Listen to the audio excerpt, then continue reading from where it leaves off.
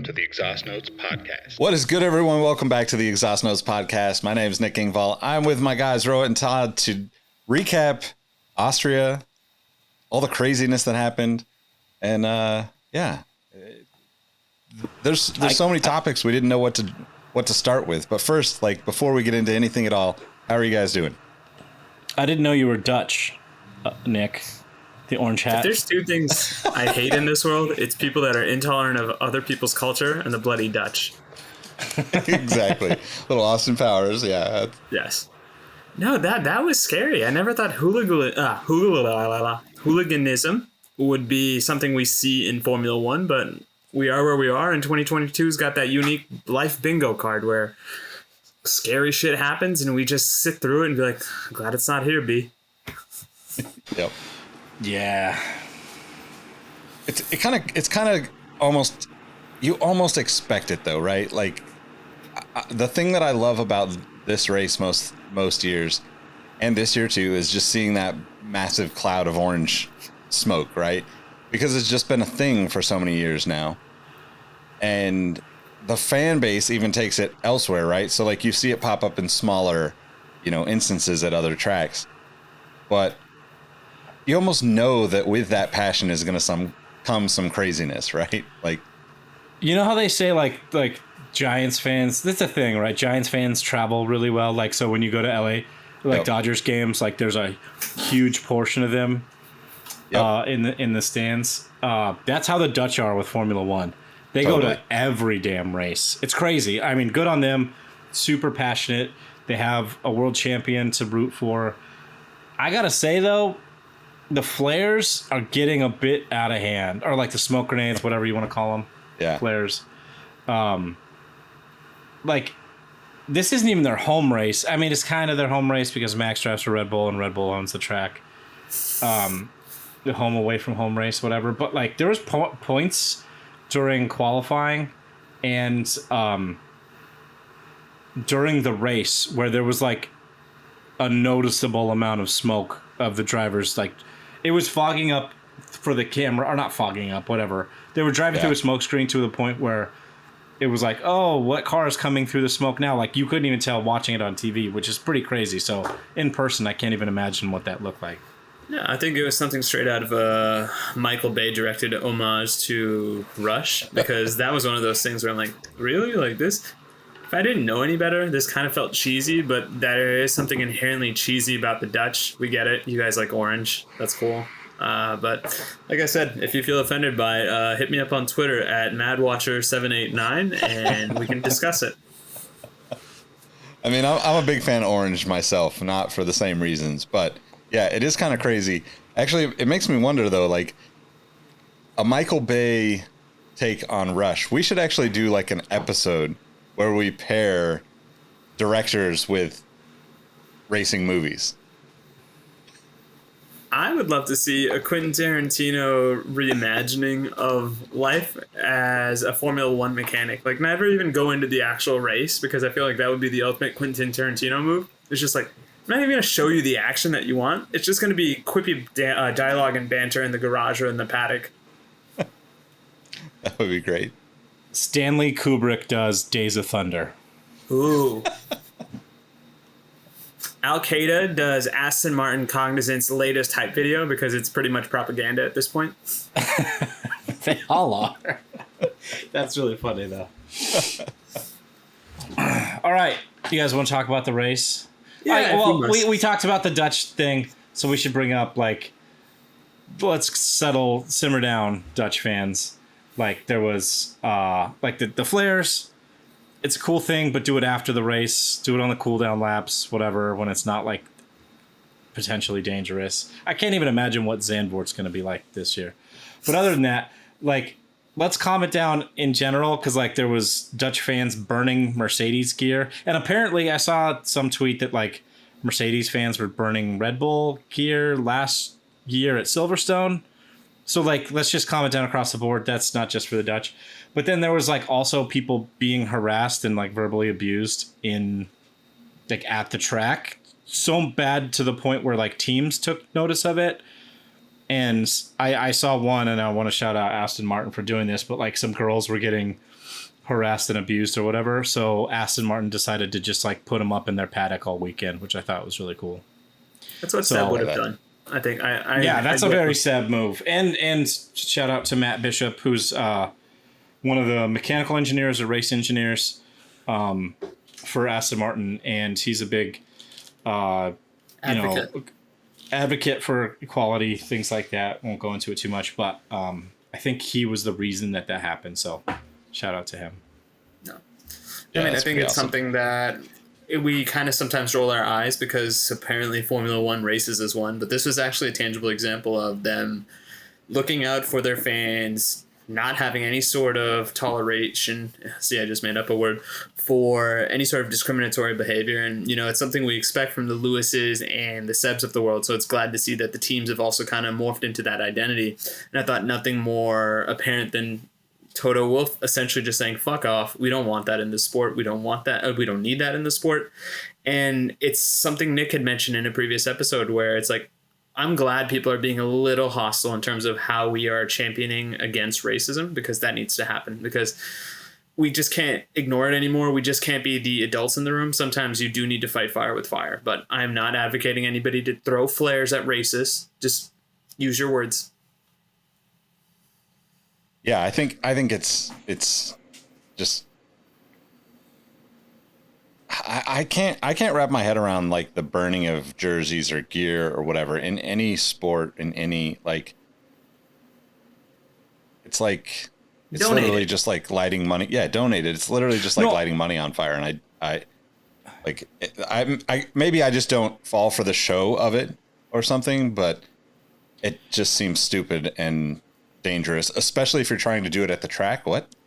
You're probably going to... Well, this is potentially worse because I didn't mean to make it sound like they were like, buying Mercedes gear and then burning it. They actually supposedly, it's unconfirmed or whatever, but took it from a Mercedes fan and then lit it on fire, which is like way more aggressive than the other thing. So even worse, right? Like, yeah, it is just like, I can't. I don't even know what to say about it. It just drives me crazy. The fact that people can be harassed to the point where they need it. What happened to Carlos Sainz's car? Holy shit. Yeah. Well, let's do the race rundown and then we'll jump into that. I've got the order in case we need a reminder. So Charles Leclerc bouncing back, getting first place. Max Verstappen in a slightly unfamiliar number 2. Lewis Hamilton, George Russell, Mercedes does it again. They just continue to be the most professional outfit in the entire grid with 3rd and 4th. Esteban Ocon, my guy, at number 5. Ratatouille. And then Mick Schumacher going back-to-back like Lethal Weapon covers in 6th place. 7th, Lando Norris. 8th, Kevin Magnussen. 9th, Daniel Ricciardo. 10th, Fernando Alonso. Valtteri Bottas at 11th. Alex Albon at 12th. Lance Stroll at 13th, Guan Yu Zhou in 14th, Pierre Gasly in 15th, Yuki Tsunoda in 16th, Seb Vettel in 17th, and then the 3 retirees, Carlos Sainz Jr., Nicholas Latifi, and Sergio Perez. Oh, lot to unpack there. Seb in last. He had a crazy race. Seb was not in last. He was in 17th. Say it with your chest. No, he was in last. Like if I'm gonna take credit or give congratulations for Danny Rick being in the top 10, even though he didn't necessarily earn it, I'm gonna put it out there that Seb was in last place because he was the last of the finishers. That's true. I was gonna say, how many points do you get for a 9th place finish? 2? Todd, would you like 2 minutes to give Daniel Ricciardo his flowers? No. Don't just. It's not just the tip, just for a minute, just to see if it feels good. I want give me the full romance. The drive shaft. Yeah. No, I hate the drive shaft. No, I want the whole wine and dine. Come on. I want like the full experience. I want this is a first date. This is taking somebody to McDonald's, being like, hey, you were with me while I was shooting in the gym right now. When I'm the draft pick, I win my finals MVP, you're also there. But we have to go back to basics for Danny Rick. Yeah, but it's like getting back together with the girlfriend that you broke up with like 5 years ago, who used to be really hot, and now she's just like gives you her time every once in a while. I'm not. No. You got to prove it to me. All right. That's fair. So, tangent aside, where do we want to start, or who do we want to talk about first? Because I think Charles Leclerc proved it, and I know I've been his biggest detractor, especially in the last couple of episodes. But this was a resilient drive back, and then. Did he catch Max sleeping? Like, what was that overtake? Because I feel like it was almost hilariously comical from a defensive driving perspective from Max. Yeah, like, can we actually jump back? We definitely talk about Charles, but like jump back pre-race, because I was super confused yesterday after the sprint race because it looked like it was going to be. I even said it in the Discord. I was like, so Max wins by 20 seconds tomorrow. It just looked like Red Bull had the ultimate pace again, and Ferrari didn't have an answer for it. And then I heard after the sprint race that Charles Leclerc said, "Oh, don't worry. Yeah, we can get him tomorrow. We can get him tomorrow." Like, he was not even being like, let's go, boys. We got this, like, rah-rah or anything. He was like convinced, like, oh, we can beat them tomorrow. And he sure as hell did. Like, the Ferraris looked like they were just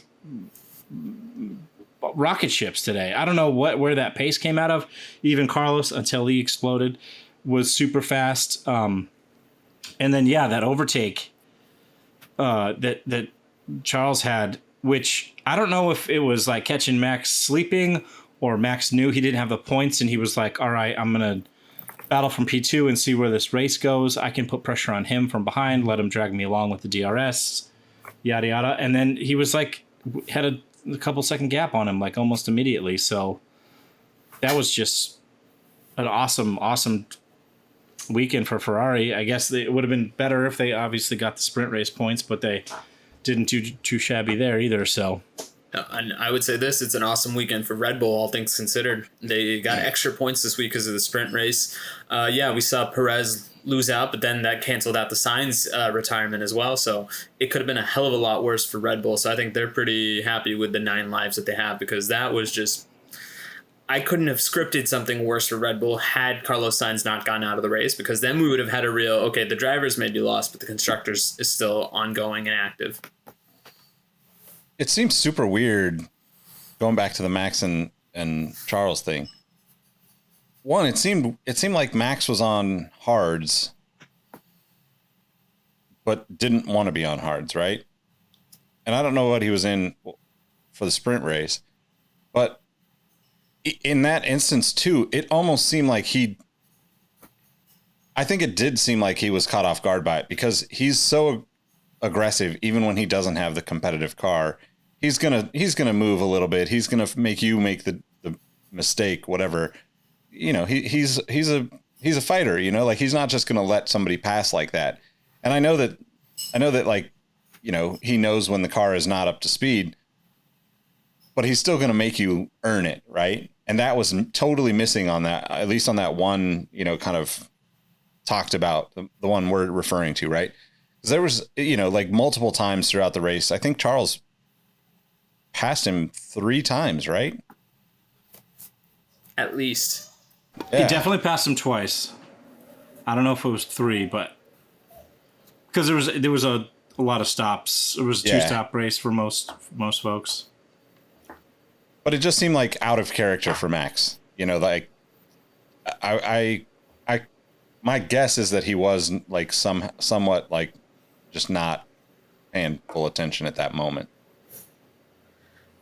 I don't think that he was, but like I said, he almost didn't need to be. I think one thing I will say, looking at it from the perspective of Perez, like, I really wish we didn't have that retirement, because I would have wanted to see the tag team battle between Ferrari and Red Bull, but maybe it does ultimately come down to both teams' number 1 drivers.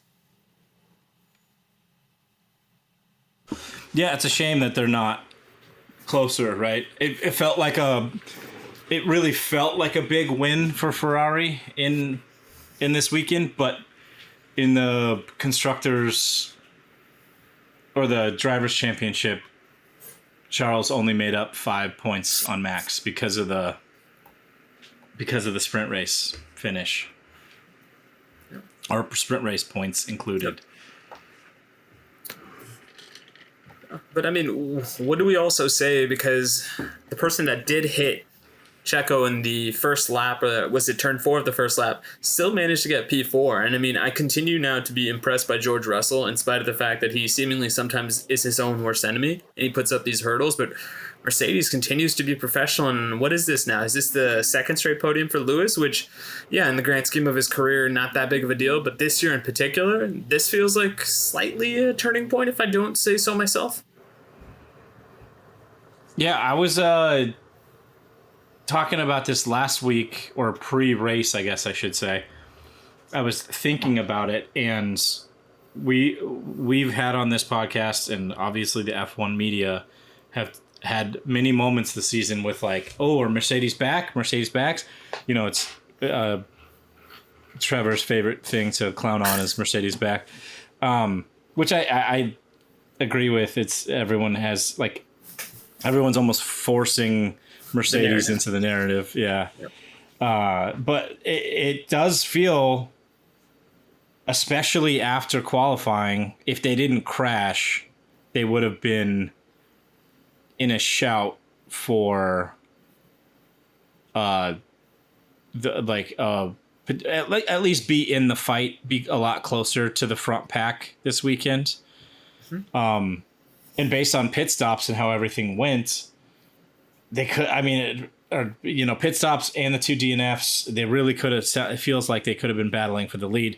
The Red Bull was off pace today. I don't know if Mercedes was really on the pace. They still finished, 20, 30 seconds behind the front two, something like that. But things could have worked out differently with the stops and whatnot and the DNFs. So it feels like they're making a step. And I was thinking about it this week. It seems like they're the team that's affected the worst by bumpy tracks, which starts that oscillation and then they get the porpoising and whatnot. I was wondering to myself when the next time we have a bumpy track is and see how they perform there. But it seems like we have several races in between. So they could be on a good stretch here for the next several races. And this is where I walk back my Mercedes are going to finish P5 or lower in the championship, because if we have these smooth racetracks, they are quick and they're picking up points left and right, as Rohit mentioned. So another few weekends of this and they could be, a solid P3 and encroaching on P2 if Ferrari continues to explode. They're lurking. And one thing that I think we were chatting about last episode's post-recording meeting was you could kind of sense this frustration in Lewis Hamilton because he thought he may have had a chance to win the British Grand Prix. And I'm trying to remember, was it something to do with the tires, Todd? Because I know when we were chatting about it, you were pretty vociferous about like, oh yeah, we should have talked about that. So in a sense, I'm trying to give you a bit of a mea culpa. Do you remember what was the source of his frustration and why did he feel that way? Because the vibe we got was, hey, they've got third place, they're doing great, but Lewis felt like something was left on the track. Oh, it was just real quick. I said after, and I'd forgot to talk about it on the last pod, that I think if they put Lewis on the mediums instead of the hards last weekend, that he would have had a chance to at least battle for the win. And I don't think, and that's what he was talking about, where he was super unhappy. He's like, why did we put these tires on? Because he didn't like the feel or whatever of the hards. But I think Mercedes actually addressed it in their weekly or post race recap video, why they went with the hards versus the mediums based on their projected pace on the hards, how many laps were left, et cetera, et cetera. So I don't know. I'm an idiot. I probably don't know what I'm talking about, but I feel like in the moment, Lewis also agreed with me, so I must be somewhat smart. Idiot savant. How about that? We'll split the difference. Last thing I'll say is, I think Merc is on their way up, not down, unless we get a bumpy track and then we see how they respond. I agree. I think it's. I think it's just they're too good of a team. They're two very talented drivers. It's just a matter of time when they figure it out, and that's what a great team is, right? I mean, it's Red Bull over the last 5 years, just consistently creeping up, and then finally getting the win. And now basically just dominating everyone. Now that since we're talking about Merc, I want to get your guys' opinion on the George Checo crash. Where did you guys? What side of the line did you guys lay on? George didn't have any space. Checo, so like made his own bed by trying to go around the outside of turn 4. Racing incident, was the penalty justified? What do you guys think? My thought is this. This is kind of what is a symptom or a result of these new racing protocols. We're actually seeing full-on race racing. And I do think it was a bit of a racing incident. Part of it did feel a little dangerous, so I get the Russell penalty. But at the same time, I think I don't fault either one of them for going for it. It's just a racing incident, so I compare it to a yellow card in soccer. Sometimes there are very professional fouls that are there to stop the run of play. I don't think it was that, but it was dangerous, so I get the penalty. Nick? I mean, it seemed like more Russell than Checo, but also like, you're going around the outside. Like, I don't know. It's tough to say. I mean, the thing that when I looked back at the replay earlier, it seems like Russell had more space to the right of him to make a little bit tighter of a turn. At the same time, where like when you see like Checo turning and Russell still almost going straight out of that, when he would have, it's in my perception or my opinion, he would be turning more to the right. Like, I think the penalty was a little harsh. I think it's more of a racing incident, but I think that if there is somebody to blame, I do think it was more on Russell than it was on Checo in that situation, just based on the angles of both the cars going into that corner. Yeah, that was a really tough one. For me, I thought about it. I even posted in the Discord. I was like, I can't stop thinking about that crash because it felt so reminiscent about, not that the crash was massive or anything, but it did essentially end Checo's race. So I don't know if the penalty was enough or not like too much, because we've had so many incidents at that turn in the past, I want to say 3 years, for some reason, weirdly, always involving Mercedes or a Ferrari or a Red Bull. It's always involved one of those teams, but it's almost like the profile of that turn causes those wrecks to happen, good or bad. Like, so maybe the track needs to look at that. They mean, widen out the track on the run out or something. I don't know. But yeah, that one, like if you end somebody's race, I don't know if you can do like the punishment by how bad of a thing you caused. That doesn't really, I mean, they do that in hockey with how bad the injuries are versus, how many games they get suspended for. But I agree with both of you. I think it was more on George's thing, for the simple fact that Checo was actually ahead going into the corner just by like a nose. So you have to leave him the width on the outside of the track. But in Russell's defense, it's the beginning of the race. The cars are full of fuel and heavy. It looks to me like he actually was turning as much as he could. Like, he understeered a little bit, but if you start understeering and you turn more, if you've driven a car in anger before, you just understeer more than that, like more than you already are. So it was, definitely a racing incident, but more George's fault for the simple fact that Checo technically was ahead going into the corner. So it's just a shame that that corner continues to cause those incidents. Or maybe it's a good thing. I don't know, because of that, it was like the domino that fell that caused a pretty interesting race. So, yeah. I mean, and it's definitely, I don't think it was intentional by any means. I think to your point, right? Like, the car's heavy at that point of the race. It's not reacting even the way that it was the last time he drove the car, yesterday, for instance, right? So, yeah. I mean, Just it Definitely. sucks when that stuff happens, but I don't know. It's Like I think the solution to it is smaller cars.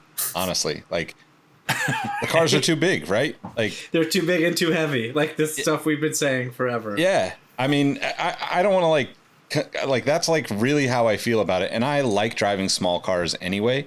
But when I watch these cars and see them out there, like they seem like whales compared to some of the older cars that I get that technology has changed and they've made it safer and all these things, but I don't think that the size of the cars I think technology has progressed in a way that we could have smaller cars that are more nimble and agile and more fun to watch because there's a little bit more room on the track. I don't think that the tracks have gotten wider over the years, but the cars obviously have. So to that extent, that's the solution, right? Like the regulations just need to change to make smaller cars so we can go back a little bit on the size of them and give the guys more room to race. That would actually solve some of the problems with some of the other tracks. We don't need to go too far into this, but like Monte Carlo, for instance, right? Like Monte Carlo wasn't always just a procession. It used to be a really competitive race, but right now you're talking about driving a car that's 18 feet long, I think. Like that's ridiculous to drive a car like that in a roughly 2-lane road, let alone going at 200 miles an hour. I was just going to say the same thing, Nick, and I don't want to go too far down the rabbit hole either. But for the next set of regs, their baseline for car design or measurements should be Monaco. That's the track they need to think of when they make the car measurements or the widths maximum or whatever, or minimums. Make them that size, and it'll be good on Monaco. And like, think about that. If they made cars that would be good to race on Monaco, you take them to a track like Austria. We had 5 of these gigantic cars going into one corner today. Yeah. Double that. Put 10 in the same corner. That'd be insane. Like, granted, we'd probably have everybody crash into each other, but we'd be super entertained talking about whose fault it was. Yep. I'm gonna zag. All right, Rohit. I think it's your turn. Well, I was gonna say I think it's your turn. You've got your flying Ocon in 5th. The fighting probably Ocons. best finish of the year, right? Zag and say I think we need smaller humans. Make the cars bigger.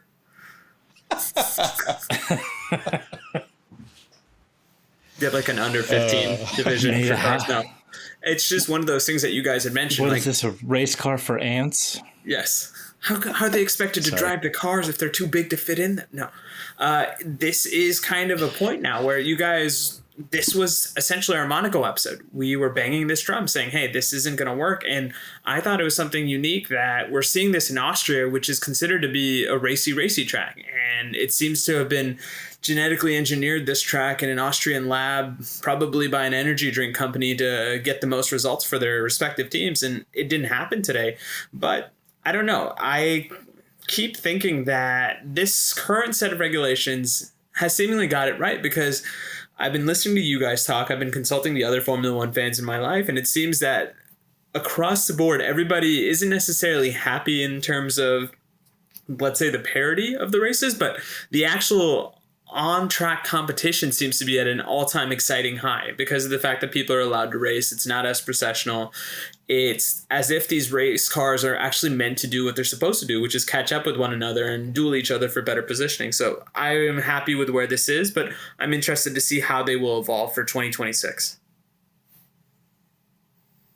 I'm so glad you brought that up. I know we're going down this rabbit hole still, but I had that in my notes because that's the one takeaway I got from today's race, is that the regs this year have worked. Like you mentioned, we don't have the parity that we'd like to see. There's still, AlphaTauri shitting the bed every week, and we have the 2 front runners finishing 20 seconds ahead of the pack. But like the midfield was insane today. Like I mentioned a second ago, there was 2 different moments in the race where we had 5 cars going into one corner, and they were like actually fighting, not just like it wasn't a DRS train all going into one corner. They were like all over the track, like fighting for position, taking different angles to different lines into the corner, trying to come out of that. mess on top, and like there was crazy overtakes in weird spots on the track. Lewis had a pretty fantastic overtake today. So the regs, that's all down to the regulations and this new aero stuff, and now teams are fighting it with a finger wag. Yeah, I have that on my notes too.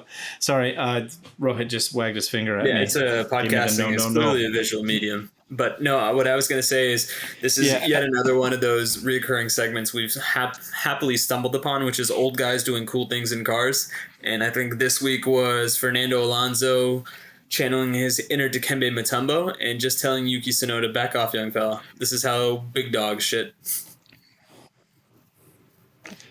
He's turning into the new Kimi Räikkönen. Oh, he is definitely. Yeah. His interview after last week when he said like, "Oh no, don't worry," because I think he finished P4. I want to say P4 or 5, somewhere in there. Anyway, Russell finished 5, maybe. Yeah. Russell finished right ahead of him, I know, and he said like, "Oh, because he got penalized in Canada for the weaving on the straight," and then I guess Russell supposedly weaved in front of Alonso, and he was so confident in his post-race interview, like, "Oh, don't worry, it's actually going to be a P4 because George weaved on the street and they penalized me," like in the most sarcastic, perfect fashion. And then this week, Yuki just squeezed him going into turn 3 a little bit. It wasn't even like bad. He just like took a defensive line, squeezed him a little bit, which we saw Max squeeze Charles super bad yesterday in the sprint race, which let Carlos by. So it was like a pretty like acceptable racing move. Mid race, while he's going like 180 miles an hour, he just looks over as he's passing him and gives him the no, which was the funniest. That's definitely the funniest moment of the whole race today. Yeah, he's Raikkonen with charisma. Because, I mean, say what you will about Kimi, but one of the joys of Kimi was the fact that he was a stone-cold auditor when it came to tone, when it came to inflection of his voice. Everything was very robotic. Everything is monotonous. There's one thing Fernando Alonso isn't. It's monotonous. That man truly embodies that Latin stereotype of wearing his heart on his sleeve, as well as on his chemo-sponsored hat. Because, man, my God, does that man love a fat bill.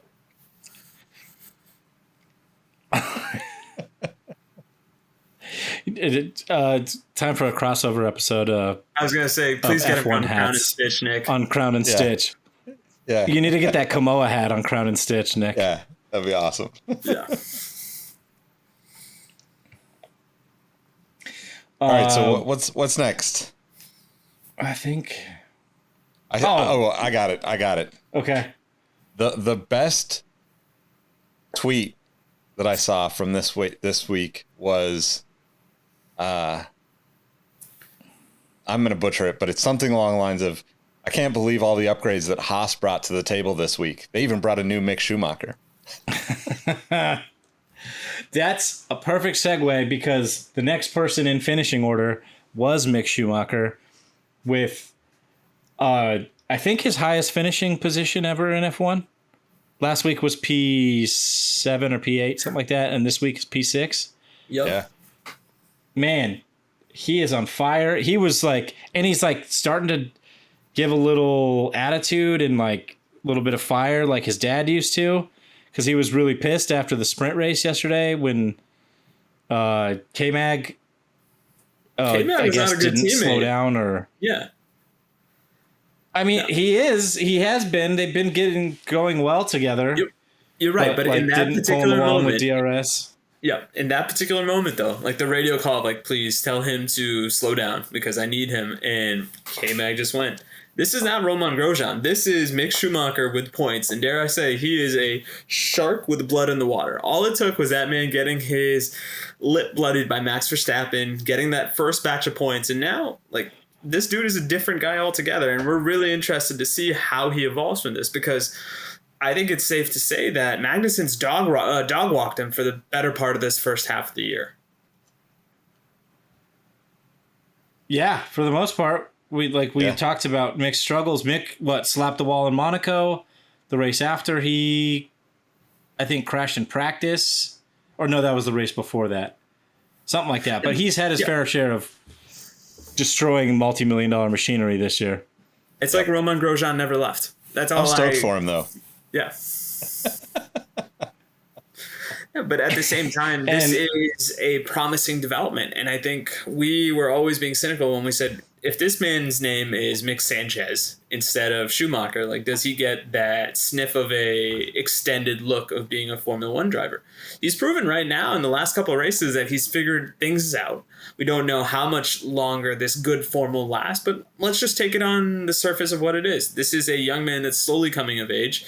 And not only that, he has his Obi-Wan Kenobi, Sebastian Vettel, almost like looking out for his results more than he is his own, which I'm okay with because I like Seb being the older mentor type. Like, you need a Morgan Freeman to go with the Brad Pitt in 7, and I can see that. So if there were trades that were allowed in Formula One, I would love a K-Mag for Sebastian Vettel trade straight up. That is the weirdest movie tie-in I think you've done so far. Morgan Freeman and Brad Pitt as... What's in the box? What's in the box? Yeah. It's a pit stop. Holy shit. Oh my God. I mean, I think there's also some credit to be given to Haas, because these cars were nowhere near this pace at the beginning of the season. And I would say that the only other team that made this noticeable of upgrades or, performance upgrades throughout the year is Mercedes, right? Like we would have not, if none of the people listening would be saying that Haas would both be in points back-to-back races at this point of the season, just based on the first few races. It was like, they looked good, but not like, yeah. No. Well, it's weird because it's been peaks and valleys with Haas.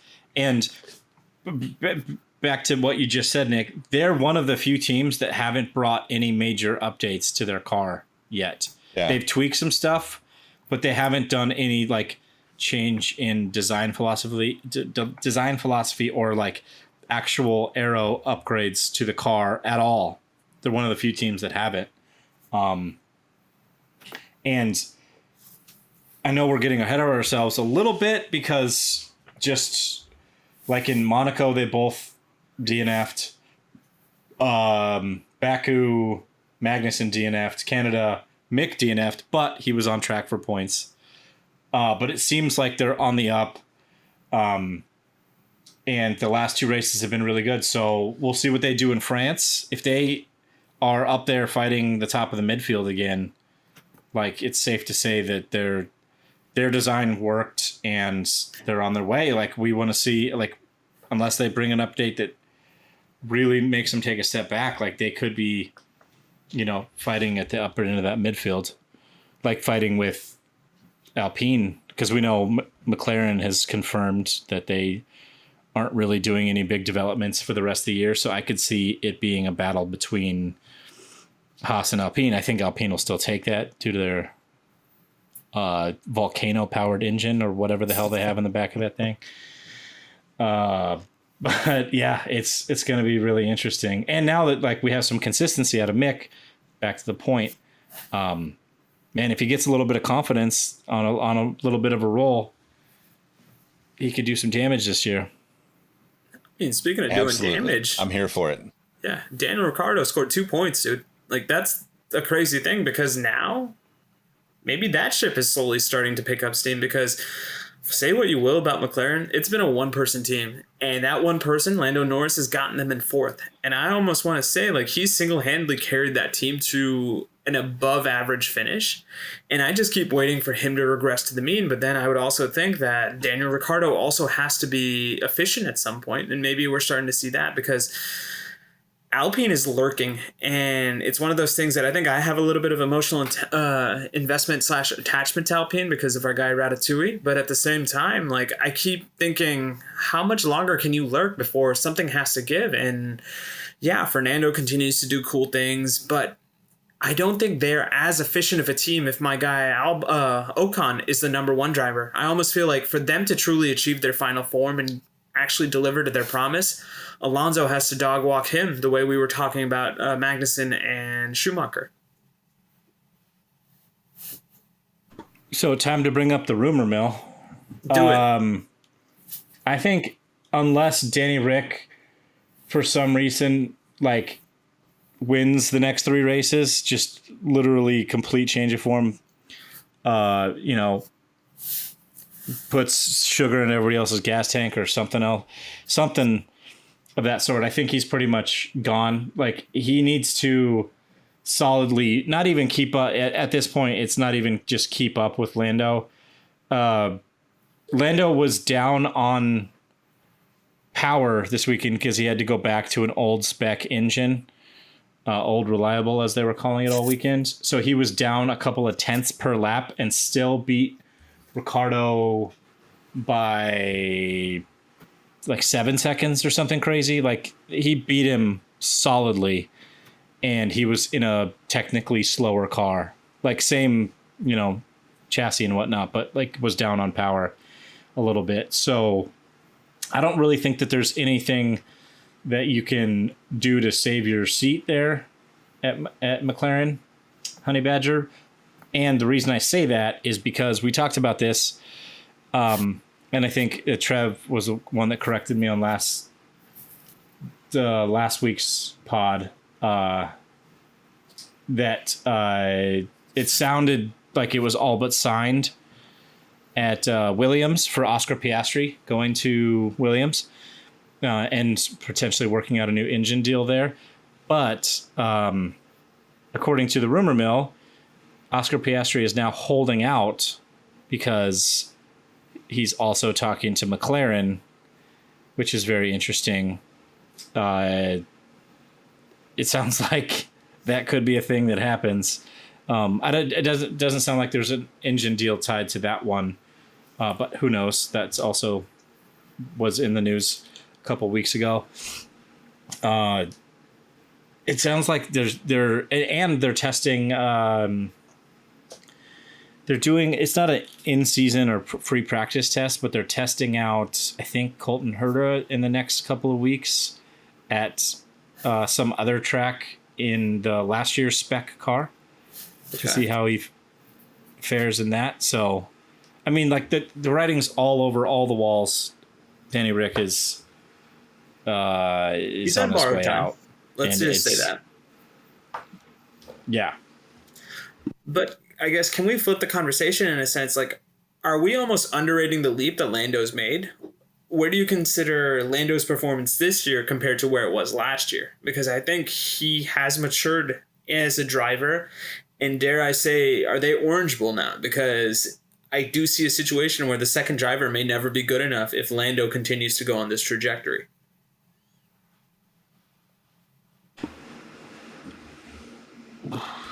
I'd put it like this. He's the best driver not in a top 3 car. Okay.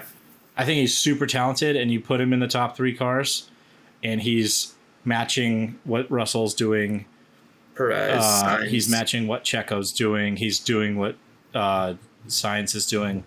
Like, I don't think he's probably on those top 3 that we always talk about with Hamilton, Leclerc, and Verstappen. I don't think he's there yet, but he's equally as good as what are all those teams, second drivers. Probably better than, I would rate him higher than at least Sainz and maybe on par with Checo pace wise. Mm-hmm. That's fair. Yeah, I think he's 4th or 5th. If I'm ranking drivers right now, just on driver skill, not based on car, right? Because I would, and that's to answer your question, Rohit. I think it's tough because last year's McLaren car was a much better car than this year's McLaren car, performance wise. And Lando made the most of it last year, right? Like, what do you have? Like maybe 2 or 3 podiums, probably another 4 or 5 4th or 5th place finishes. Like, I mean, he did really well last year in a car that was good, but not great, right? And this year he's doing, like he's better. Pushing. Yeah, wouldn't you say he's doing better this year in a worse car than he was in a better car? I think last so. year? Yeah, I mean he's right there, kind of in that same area. But the car itself, it seems to me like it's 10 or 20% less of a car than what he had last year, I guess. But we're also so early, we've still got half a season to go. Like, he's still got to get his 6 podiums in for me to make my hot take come true. So, or 2 wins. Would you take 2 wins I or really 6 podiums? Oh, I'll take 2 wins. Yeah, I'd really like to see him get his first win. He's starting to get up there in race appearances, and we don't want him to turn into the next Carlos Sainz. Yeah. He just won. I would say Hulkenberg is the comp to make. Well, he's got the all-time record, I think, most appearances in a GP without a win. Yeah. But I think it was like 180 starts or something like that. Okay. But Sainz, until his win, was at like 150. Yeah. He was creeping up towards Hulkenberg. Yeah. So there was something else I was going to say. No, I can't. Yeah. It's okay. I think it was related to Lando. Anyway, must have not been that important. I mean, to your guys' point, though, 81 points apiece for, was it Alpine and McLaren right now. So, I mean, I don't really think of those teams that way. I still think of McLaren higher up, I guess, but just might be me wishing my, wishful thinking fandom on them. So. Well, but like, if they're, what'd you say, they were tied on points right now? They are. Yeah. And McLaren has already confirmed that they're not doing any major development for the rest of the year because of God knows what else, the cost cap or maybe money troubles again. I don't think it's money troubles, but who knows? So they're all what? Unless like Alpine's reliability like takes some massive hit, they're all but already behind Alpine, even though they're tied. Yeah, that's a good point. No, it's all right. Anything else race-wise we should touch on before we talk about some fantasy? We've got everything we needed. We talked about Mercedes professionalism. We talked about the fact that even though Red Bull had a bad weekend, it could have been worse. We've talked about the fact that this was as resilient of a drive for Charles Leclerc in the sense that I think he really needed this, especially after the quasi-pouting session that the cameras caught with him and Matteo Binotto last week. And I thought it was really interesting the way that maybe the knives are out for Charles Leclerc, but I didn't see a similar pouty video. I'm not saying that it didn't happen, but maybe Sainz just has that situational awareness to always make sure Ferrari doesn't Ferrari him, even when it comes to off-the-track activities. So I actually have one more thing, and this is just my weekly rant on I want to choke out whoever's directing F1 TV. But now I have, like, real physical, like, this is just, you're not even paying attention at this. Like, okay, I'll start by saying the F1 TV direction was bad again. Not as bad as I would say last week, but, like, we're, like, a few laps in, Leclerc had just gotten in DRS range on Max, and you go to replay, the race start replay again. Like, fuck, we know it was 5 laps ago. We know what happened. Oh, God, it gets me boiling every time I talk about it. So just stop at the replays. Stop at the, at least the crowd shots are kind of interesting because of all the flares in Austria, like the smoke grenades, whatever. So, like, that's kind of cool. But the crowd shots, the replays, just pick a better time. There was definitely lulls in the race. Or just, like Google search picture-in-picture. It's been available for 40 years. But the one thing that was the absolute funniest thing this weekend, except for the finger wag, was the podium, the graphics for the podium today. They had in first, I can't really show it to you, but if you look in the F1 memes in the Discord, Sergio Perez in first place. They had Carlos Sainz in second place, and they had Max Verstappen in third. The best part about it, though, is that they're all color-coded to the right teams in the right positions with the wrong names and wrong people. So who is Carlos Sainz? And that Carlos Sainz was Max. Okay. Sergio Perez was Leclerc, and Max Verstappen was actually Hamilton in third. Oh, that's the chef's kiss of irony right there. Because if there's one thing I would love to see is racist Dutch fanboys being like, no, oh, we're supposed to boo him, but we can't. It's our boy, our sweet orange boy.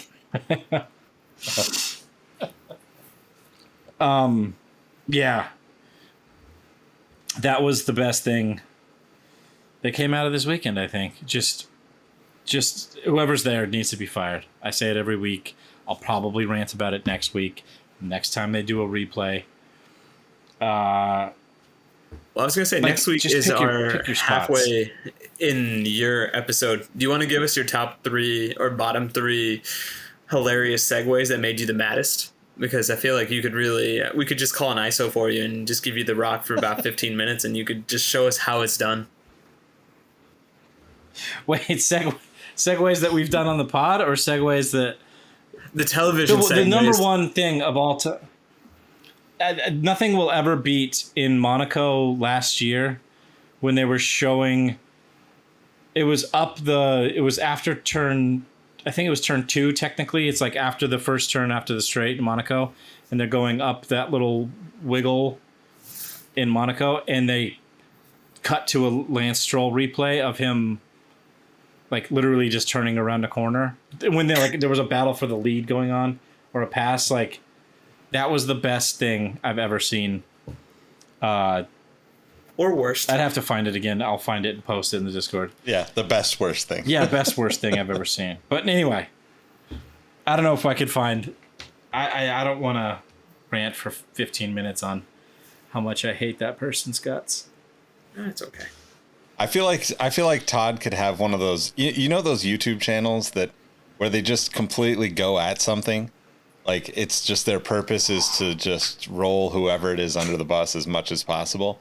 I feel like Todd could have like an entire YouTube channel dedicated to how terrible the editing and directing and producing of Formula One racing is. If F1 weren't such, for the lack of a better term, since we've been talking about this in the past few weeks, Nazis about using their content, like... All kinds of F1 YouTubers get copyright strikes all the time for using any form of a race replay or whatever. That's why all the F1 content, all the big channels you see out there use stock footage from like the team's practice days or preseason testing or just still pictures because F1 is so... I don't know what to call it. It's not like they're showing a full... Yeah, draconian. Yeah. There you go. That's a fantastic idea, though, because I could literally learn how to edit, and every race I would have at least 15 minutes of content of bad TV direction. I feel like you've missed your true calling. Anyway. Because I know before Adam Carolla kind of went off the deep end, he used to have This Week in Rage, and I come to you now, Todd, for This Week in Rage, because your rants, your diatribes, your vendetta against Formula One direction really fuels my love of the sport even more. It's one of those secret joys I get whenever I start following a new sport is inevitably I find somebody in my life who follows that sport with a much greater fervor than I do, despite my infancy in it. But my goodness, if you could do that and you could be, let's say, the Spike Lee of Formula One or the Quentin Tarantino, going back to our whole film idea, since we've had a couple different homages to film in this episode, I'd be here for it. So let me know what I can do to help you. Help me help you. Be the Rod Tidwell to my Jerry Maguire. I love the idea, and I feel like that would be... I feel like I could get a good 10 to 15 minutes of me pissing and moaning about it in a like probably funny way. But, here's what we do. We have your son draw. Yeah. Like you tell your son what to draw, and then you would just show us how it would work. Yeah. His drawing is as bad as the F1 TV direction is, so that actually would work. Yes. I mean, And you get to spend quality time with the lad. Perfect match. Yeah. Exactly. Yeah. I did buy him a Lego F1 car today. Nice. Not Which like a one? real licensed one, just I don't know. It's just like it's like one of those like 3-in-1. You can build like a muscle car or some other form of race car, and it also turns into like a little F1 car. He was pretty excited That's about awesome. Nice. Yeah. Anyway, is that it for final thoughts? We want to move on to fantasy? Let's just go Yeah, with let's do fantasy. it. All right. Let's do it. Okay, so the league that shall not be named, I am somehow still in first place. It's followed up by Jackal, who is in a new number 2, Nice. and followed up by shout out Julie. She's moved up to number 3.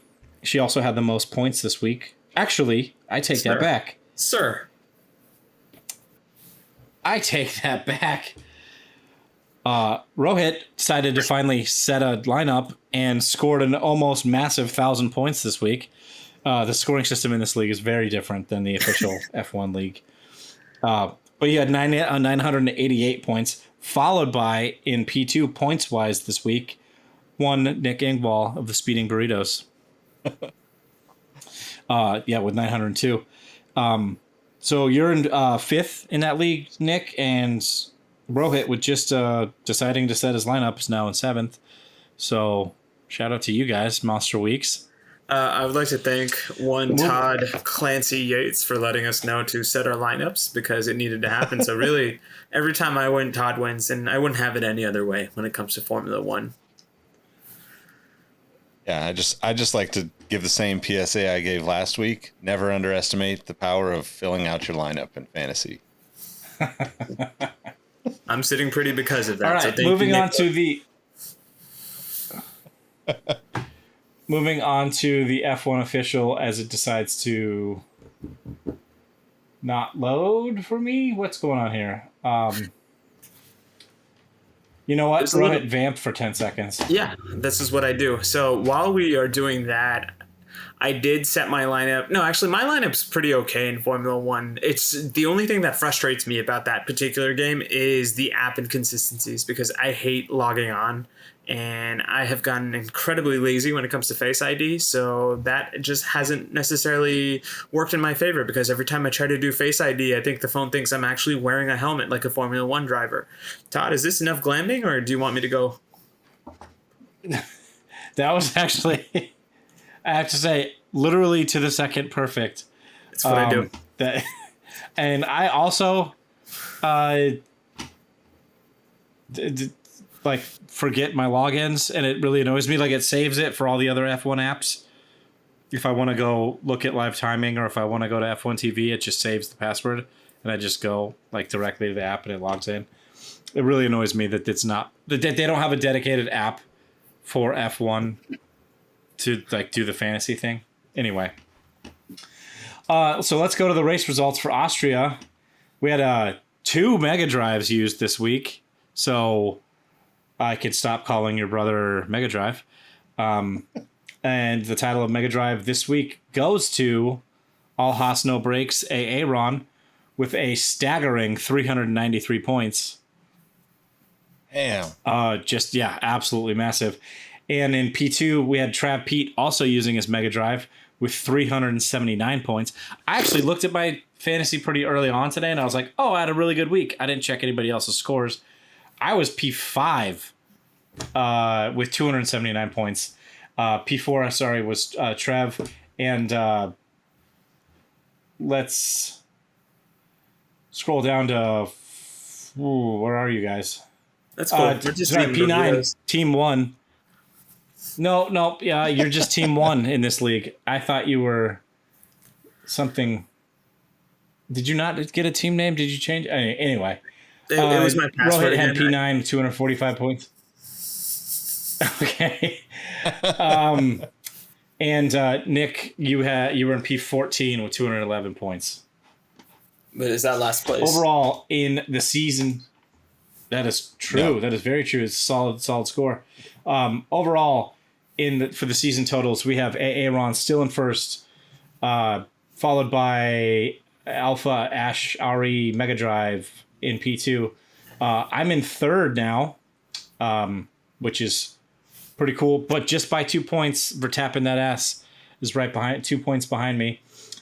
We have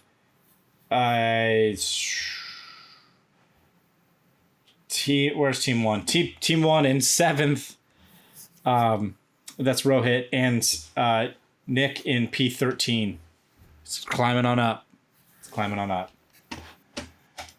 And lastly, the most important league, which is now, again, shout out to Rohit. He went even crazier with the color coding, and now we can see who won the race, who had the most points, and all the DNFs, which auto, like, I don't know if the color coding auto populates, but whatever you're doing with this is magical. Okay, that's just manual. I wish I knew how to do that, but thank you. As magical as your spreadsheet work is, your team, however, was not magical this week.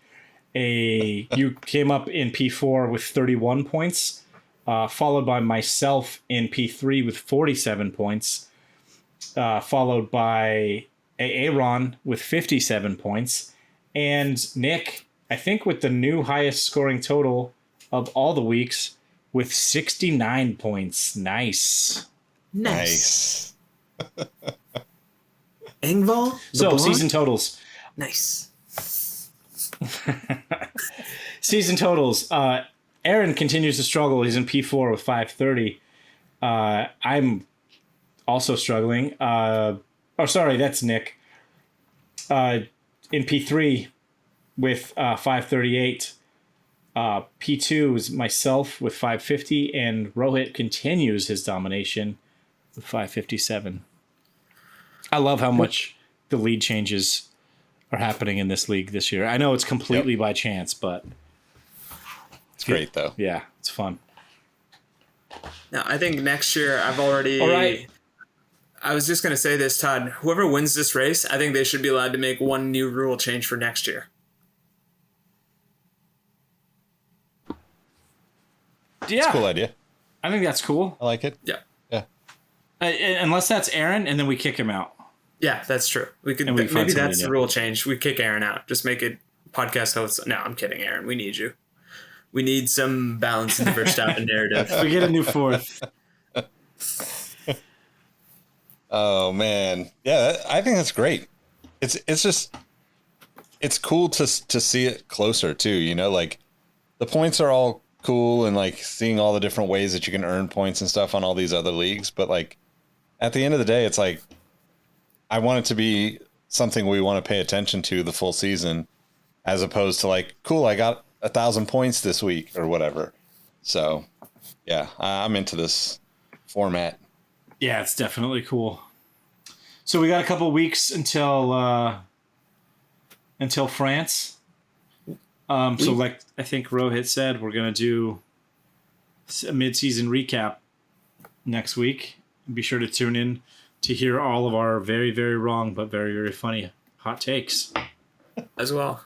Yes. No, I was also thinking, do we want to come up with, because some of us nailed our hot takes, some of us are completely far off. Let's all come up with 2 more hot takes, because now we've got half a season to kind of work with, which would, in my mind, make the takes even hotter and allow us to double down or go truly off the rails, as Exhaust Notes tends to do. Sounds like a plan. Yep. I like it. I'm in. All right, guys. Well, we're at that magical hour point, so let's let everybody know how they can find you.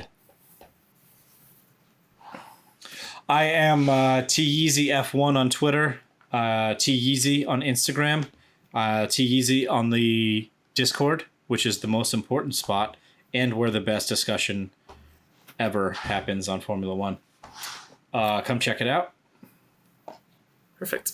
You can find me on Twitter at Roheezy, on Instagram, RoadM13, at Exhaust Notes, at Sneaker History, at your local library. I'm just reading up on things. So come on, say hi, we'll chat, and I'll let you write my hot takes for me next week. Also, write us a review, you clowns. Don't think I forgot. I will never forget when it comes to writing reviews.